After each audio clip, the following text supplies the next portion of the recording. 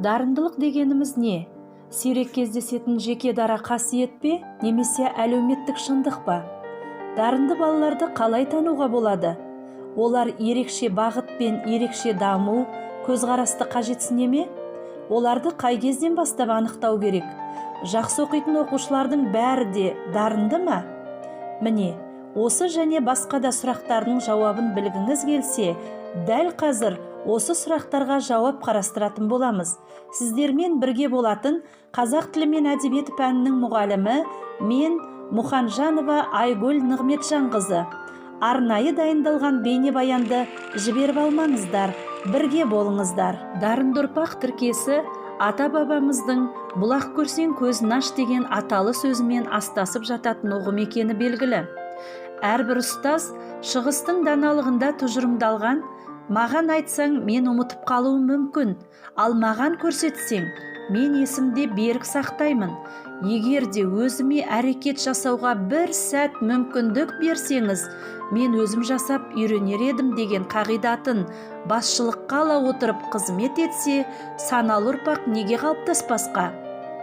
Ал дарындылық дегеніміз не? Дарындылыққа педагогикада мынадай анықтама берілген: дарындылық белгілі бір әрекет саласында ерекше жетістікке жеткізетін адам қабілеті дамуының жоғары деңгейі. Басқаша айтқанда, дарындылық ол жоғары потенциалы бар, шығармашыл тұлға, өзінің алдына ғылыми техникалық мәселелерді қойып, және оны өздігінен шеше білетін адам. Дарынды балаларды қалай анықтауға болады, және оларды анықтау қай кезден басталу керек? Дарынды балаларды анықтау баланың дамуын зерттеумен тікелей байланысты ұзақ жүретін үдеріс. Ғылымда жоғарыда айтылғандарды ескере отырып, дарынды балаларды анықтаудың төмендегідей ұстанымдары тұжырымдалған. Олар баланың қызығушылығы мен бейімділігіне барынша сәйкес келетін қызмет аясында баланың іс-әрекетіне талдау жүргізу. Ал дарынды оқушыны анықтау мектеп жұмысында бастауыш сыныптан бастау алады. Бұл жұмыстың жүйелі жүргізілуі психологтар мен мұғалімдердің және де ата-аналардың біріккен жұмысы негізінде іске асады. Мағжан Жұмабаев өзінің педагогика атты еңбегінде балаға білім мен тәрбиені жас шамасына, жаратылысына қарай беру керек. Жас бала жас бір шыбық. Жас күнінде қай түрде иіп тастасаң, өскенде сол иілген күйінде қатып қалмақ. Теріс иіліп қалған шыбықты артынан түзеймін десең, сындырып аласың. Баланы бастан деген сөздің мәнісі осы дейді. Дарынды оқушы бұл жақсы оқитын оқушы ма? Белгілі ағылшын психологтарының зерттеулері бұл пікірдің мұғалімдер арасында да жиі кездесетінін анықтады. Оларға оқуда қиыншылық туғызбайтын, тәртіпті, ұйымшыл, білімді, тұрақты, ұғымтал, өз ойын нақты және түсінікті жеткізе алатын оқушылар көбірек ұнайды. Ал қисынсыз сұрақтар қоятын, өз жұмысымен ғана айналысатын, тәуелсіз, көбіне түсініспеушілік туғызатын қияли, әр нәрсеге көзқарасы бөлек оқушылар ұнамайды. Зерттеу бойынша нақ осы қасиеттер оқушының шығармашылық дарындылығын көрсететінін және оның нашар оқитын оқушылардың да арасында аз емес екендігін айқындаған. Мәселен, баршамыздың балалық шағымыздың төрінен ойып тұрып орын алған Бердібек Соқпақбаевтың «Менің атым Қожа» повесіндегі сотқар, тәртіпсіз Қожабергеннің ерекше қасиеттері де бар емес пе? Қожаберген лирик, романтик, патриот. Бұған Қожатай өзі жауап берсін. Мен табиғатты сүйем. Мен шынайы поэзияны сүйемін. Абай мен Қасымды қанша оқысам да, менің сусыным қанбайды. Мен Құрманғазы мен Дәулеткерейдің күйлерін тыңдағанда өз-өзімді ұмытып кетемін. Махамбет жырының әр сөзінен қылыш үндерін естігендей боламын. О, қасиетіңнен айналайын қазақ жері.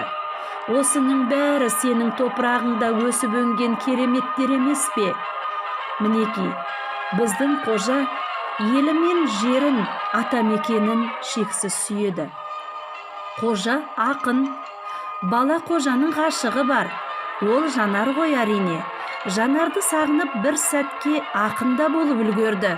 Оған қожаның мына сөздері дәлел: келші бермен, шабытым қайдасың, кеудем толы сезімді сүйкейін жыр етіп.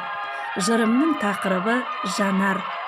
Жол ортасына әдемілеп, Жанар, мен сені сағындым деп жазып қойдым. Бірінші шумағым көкейімде күндізден бері сайрап жүреді. Мөлдіреп түсе қалды заматта.